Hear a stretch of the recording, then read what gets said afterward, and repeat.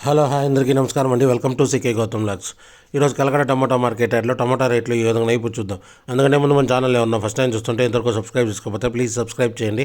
అలాగే పక్కన ఉన్న బెల్ ఐకాన్ని క్లిక్ చేయండి. నేను పెట్టే వీడియో మీకు యూస్ఫుల్ ఇస్తే ప్లీజ్ లైక్ కొట్టండి.